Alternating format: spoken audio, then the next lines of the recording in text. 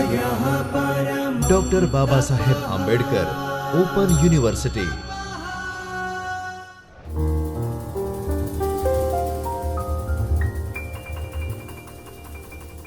विद्यार्थी मित्रों नमस्कार। मैं डॉक्टर बाबा साहब आंबेडकर ओपन यूनिवर्सिटी के चैतन्य स्टूडियो से हिंदू स्टडीज विषय में असिस्टेंट प्रोफेसर शुभम तिवारी आज आपसे पुनः एक बार संवाद करूंगा अव्यय प्रकरण की। विद्यार्थी मित्रों, हमने अव्यय के बारे में जाना था, अव्यय की परिभाषा क्या है, अव्यय के उदाहरण क्या है और अव्यय के प्रकार का हम अध्ययन कर रहे थे। इसमें स्थानवाचक अव्यय और कालवाचक अव्यय, ऐसे जो अव्ययों के विभिन्न प्रकार थे उनके विषय में हमने अध्ययन किया था।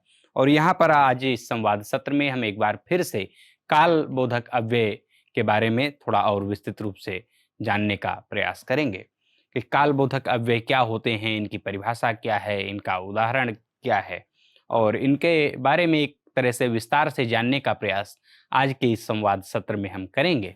तो काल जो शब्द होता है, तो काल का अर्थ होता है समय। काल बोधक अव्यय, बोधक मतलब जानकारी कराने वाले, और अव्यय जिनका कभी व्यय न हो, जिनका कभी नाश नहीं होता है, जो कभी शब्द नष्ट नहीं होते, या जिनमें हमने पढ़ा था कि लिंग और वचन के अनुसार या कारक के अनुसार किसी भी प्रकार का उसमें कोई भी परिवर्तन जिन शब्दों में नहीं होता है उनको अव्यय कहते हैं। संस्कृत में कालबोधक अव्यय वह शब्द होते हैं जो वाक्य में क्रिया के समय या काल का बोध कराते हैं। क्रिया जो है, जो वर्ब है, क्रिया किस समय घटित हो रही है, वह कार्य किस समय में हो रहा है, उसका जिन शब्दों के माध्यम से हमको ज्ञान होता है, जिन शब्दों के माध्यम से हमें क्रिया के होने के समय की या काल की जानकारी मिलती है, उन शब्दों को कालबोधक अव्यय कहा जाता है। ये अव्यय भूतकाल, वर्तमान काल और भविष्य काल में होने वाली क्रियाओं को स्पष्ट करते हैं। जैसा कि हम जानते हैं कि 3 प्रकार के काल हैं, भूतकाल जिसको पास्ट टेंस, और वर्तमान काल प्रेजेंट टेंस, और भविष्य काल जिसको फ्यूचर टेंस बोलते हैं इंग्लिश में। तो ये 3 जो क्रियाएं काल हैं, तो ये क्रियाएं इनके माध्यम से कैसे संपादित होती हैं, उसका समय क्या है, उसका काल क्या है, काल का अर्थ होता है समय, उसकी जानकारी हमको कालबोधक अव्यय या काल सूचक अव्यय शब्दों के माध्यम से होती है। काल बोधक अव्यय जो है, उनकी पहचान क्या है, वो हम जानने का प्रयास करेंगे। तो काल बोधक अव्यय जो हैं, काल बोधक अव्यय वह अव्यय शब्द होते हैं जिनके द्वारा वाक्य में क्रिया के घटित होने की समय की जानकारी होती है। जैसा कि हमने बताया, हमने चर्चा की कि काल का अर्थ होता है समय। तो जिस शब्द के माध्यम से, जिन शब्दों के माध्यम से क्रिया के घटित होने के समय की जानकारी मिले, क्रिया किस समय हो रही है उसकी जानकारी जिन शब्दों के माध्यम से हमको मिलती है, वह कालबोधक अव्यय कहलाते हैं। ये अव्यय भूत यानी कि अतीत, भूतकाल, अतीत काल जो बीत गया है, वर्तमान मतलब जो अभी वर्तमान में इस समय में चल रहा है, और भविष्य मतलब आने वाला जो समय है उसको इंगित करते हैं। कालबोधक अव्ययों के प्रयोग से वाक्य में क्रिया का सही समय समझने में हमको सहायता मिलती है। क्रिया के घटित होने का सही समय क्या है, क्रिया वास्तव में किस समय में घटित होती है, उसकी जानकारी हमको कालबोधक अव्यय शब्दों के माध्यम से मिलती है। फिर भविष्य, भूत और वर्तमान काल के लिए अव्यय शब्दों का प्रयोग होता है, और इसके लिए जिन अव्यय शब्दों का प्रयोग होता है उनको कालबोधक अव्यय शब्द कहते हैं। कालबोधक अव्ययों का विभाजन मुख्य रूप से 3 प्रकारों में होता है। उनके 3 प्रकार किए गए हैं। जैसा कि 3 प्रकार के काल हैं, 3 प्रकार की समय की स्थितियां हैं, वर्तमान है और भूतकाल है जो बीत गया है, या जो आने वाला समय है। तो 3 ही समय की जो 3 स्थितियां हैं, उसी के अनुसार कालबोधक जो अव्यय है, काल सूचक जो अव्यय है, उसके भी 3 प्रकार किए गए हैं। तो भूतकाल यानी कि अतीत जो बीत चुका है, उसके लिए जो अव्यय हैं वह भूतकाल बताने वाले अव्यय शब्द कहलाते हैं।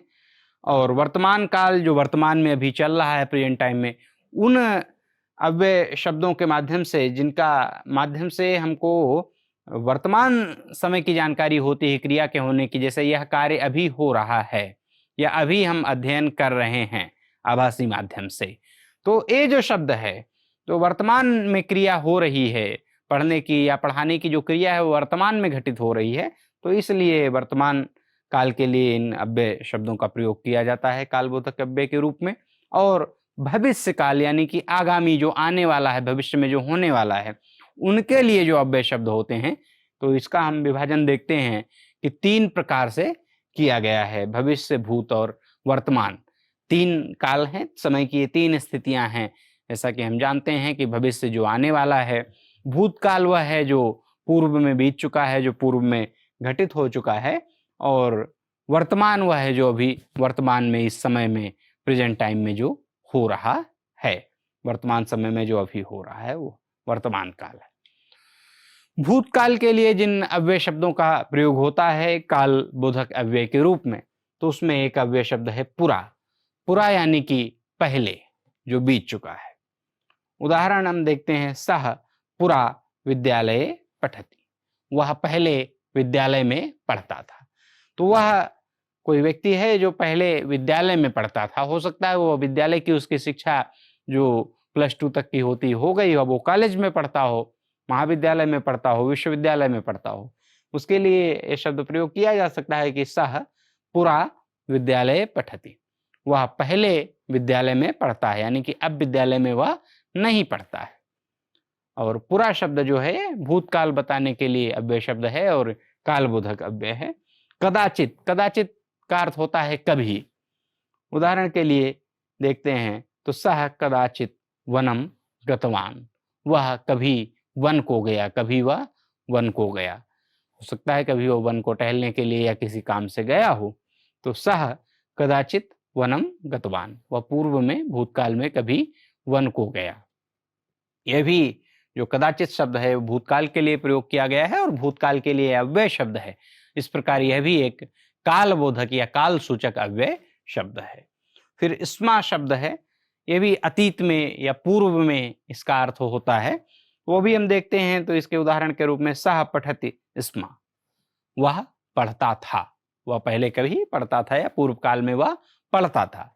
तो भूतकाल के लिए इन अव्यय शब्दों का प्रयोग होता है कालबोधक अव्यय के रूप में, जिसमें पुरा है, कदाचित है, स्मा है।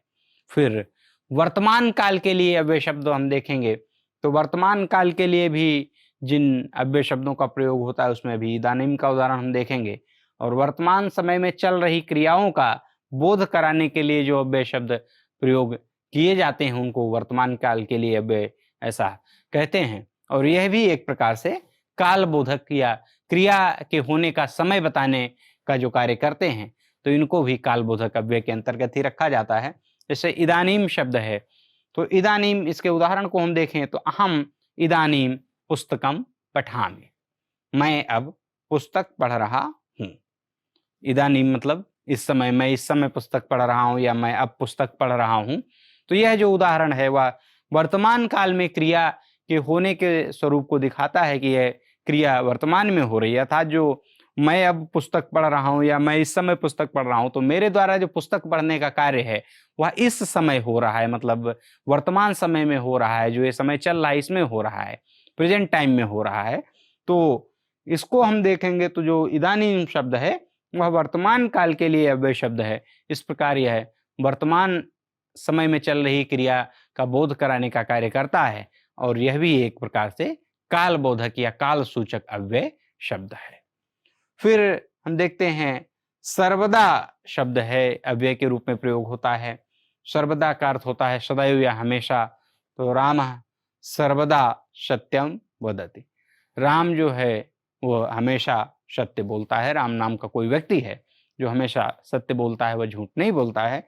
तो उसके लिए सर्वदा शब्द जो आया, तो सर्वदा जो है यह एक प्रकार का जो अव्यय शब्द है और यह भी काल बोधक अव्यय है जो समय बताता है। तो राम कब सत्य बोलता है, तो हमेशा सत्य बोलता है, मतलब सर्वदा सदैव सत्य बोलता है, हमेशा वो सत्य ही बोलता है। फिर अद्य शब्द है, वह भी वर्तमान के लिए यहाँ प्रयोग हुआ है। तो अद्य के उदाहरण को हम देखें तो अद्य अहम विद्यालयम गच्छामि, आज मैं विद्यालय जा रहा हूँ। तो आज मैं विद्यालय जा रहा हूँ यानी कि यह क्रिया वर्तमान समय में हो रही है, आज हो रही है। हो सकता है वह जो भी व्यक्ति विद्यालय जा रहा हो निकल लिया और वो ऐसा बोला उसने कि आज मैं विद्यालय जा रहा हूँ। तो यह जो क्रिया है यह भी वर्तमान में होने का इसके माध्यम से हमको अद्य के माध्यम से बोध होता है। इस प्रकार अद्य शब्द भी जो है वह कालबोधक अव्यय है। फिर भविष्य काल की जानकारी कराने के लिए क्रिया के जिन अव्यय शब्दों का प्रयोग होता है, हम देखते हैं कि आगामी समय में होने वाली क्रियाओं का संकेत देने वाले जो अव्यय हैं वो भविष्य काल के लिए अव्यय शब्दों के रूप में प्रयोग किए जाते हैं और उनको भी कालबोधक या काल सूचक अव्यय कहा जाता है। उदाहरण स्वः अहम गृहे भविष्यामि। स्वः अहम गृहे भविष्यामि, गृहे भविष्यामि यानी कि कल मैं घर में रहूंगा। तो यह जो स्वः शब्द है यह कल, आने वाले कल का बोध कराता है और अहम गृहे भविष्यामि यानी कि मैं घर में रहूंगा। तो वह व्यक्ति ऐसा कह रहा है कि कल मतलब आने वाला जो कल है उस दिन मैं घर में रहूंगा, घर ही रहूंगा, ऐसा उसका भाव है। तो इस उदाहरण को हम अगर देखें तो यहाँ जो स्वः शब्द है यह भविष्य काल का बोध कराता है और भविष्य काल की जानकारी कराने के लिए इस स्वः शब्द का प्रयोग हुआ है। फिर स्वः का जो अर्थ होता है वह आने वाला कल होता है, यह भी हमको जान लेना चाहिए। स्वः जो है वह आने वाले कल के लिए प्रयोग होता है, जिसको टुमारो बोलते हैं इंग्लिश में। और यह शब्द जो है यह भी कल के लिए प्रयोग होता है संस्कृत में, लेकिन यह का जो अर्थ है यह बीता हुआ, जो कल बीत गया यानी कि एस्टरडे। तो टुमारो के लिए स्वः कल के रूप में, कल जो शब्द है आने वाला कल, उसके लिए स्वः यानी कि टुमारो, और यह जो है वह बीता हुआ कल है और उसके लिए एस्टरडे जो शब्द है इंग्लिश का, वो एस्टरडे वाला जो कल है वह है होता है और टुमारो वाला जो कल है वह स्वः होता है। यह भी हमको जानना चाहिए।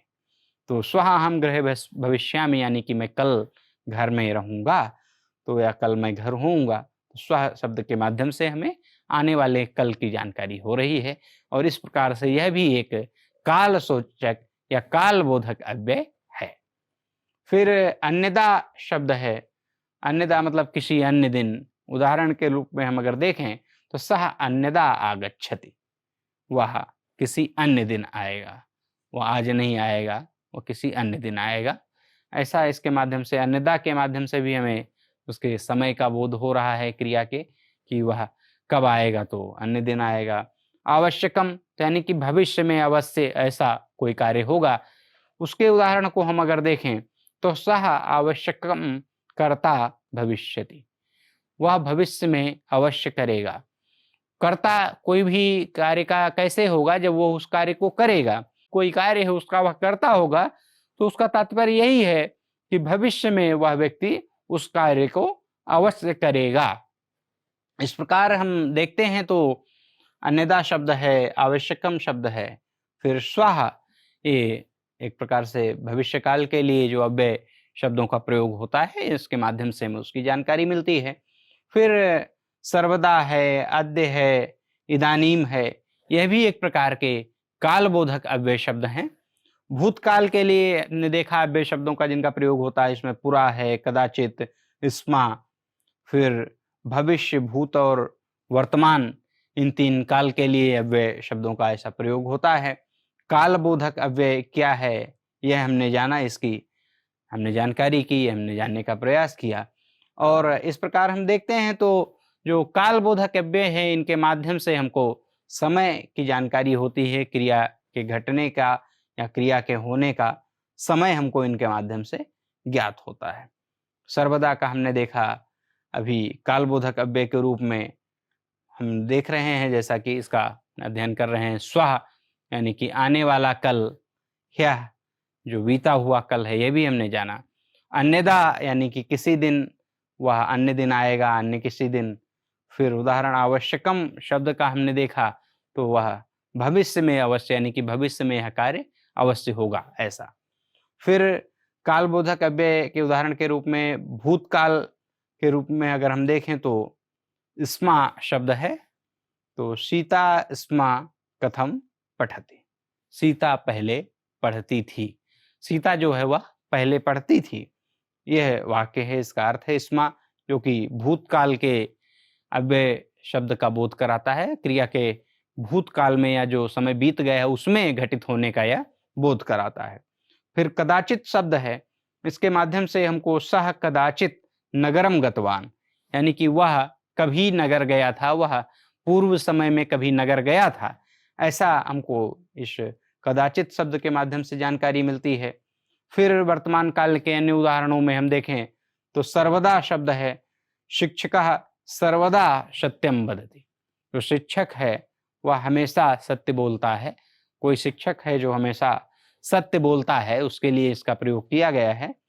फिर अद्य शब्द, इसको हमने अभी और उदाहरण में देखा था, अद्य रामः विद्यालयम गच्छति, आज राम विद्यालय जा रहा है। वो वर्तमान काल के रूप में जो इन अव्यय शब्दों का प्रयोग हुआ है, इसमें अद्य हम देख रहे हैं। यहाँ पर सर्वदा जो है वो हमेशा किसी भी समय के लिए प्रयोग हो रहा है, कि हमेशा भविष्य में भी भूत में भी इसका प्रयोग हो सकता है। वर्तमान काल के उदाहरण के रूप में इसका यहाँ पर प्रयोग हुआ है। और हमेशा तो हमेशा शब्द में पहले का भी आ जाता है, जो भूतकाल बीत चुका है, और जो भविष्य काल आने वाला है उसमें भी हमेशा शब्द का प्रयोग हो सकता है। भविष्य काल के उदाहरण के रूप में जैसे हमने यहाँ पर स्वः देखा, तो स्वः अहम गृहे भविष्यामि, इस उदाहरण को हमने भी देखा है कि कल मैं घर में रहूंगा। स्वः की हमने जानकारी की कि स्वः जो होता है वह आने वाला कल यानी कि टुमारो होता है, और यह जो है वह बीता हुआ कल होता है। अन्यदा किसी अन्य दिन, तो सीता अन्यदा मित्रम मिलिष्यति, सीता किसी अन्य दिन अपने मित्र से मिलेगी। तो विद्यार्थी मित्रों, इस संवाद सत्र में हमने जाना कि भविष्य काल के लिए जिन अव्यय शब्दों का प्रयोग होता है उनके उदाहरण क्या हैं, भूतकाल के लिए जिन अव्यय शब्दों का प्रयोग होता है उनके उदाहरण क्या हैं, और वर्तमान काल के लिए जिन अव्यय शब्दों का प्रयोग होता है उनके उदाहरण क्या है। और ये सभी किसी न किसी प्रकार से कालबोधक यानी कि क्रिया के घटित होने के समय की जानकारी हमको कराते हैं, इसलिए कालबोधक अव्यय काल समय को कहते हैं। तो ये कालबोधक अव्यय के अंतर्गत रखे जाते हैं। मित्रों, अगले संवाद सत्र में हम पुनः इसी प्रकरण को आगे बढ़ाते हुए चर्चा करेंगे। तब तक के लिए नमस्कार, धन्यवाद। स्वाध्यायः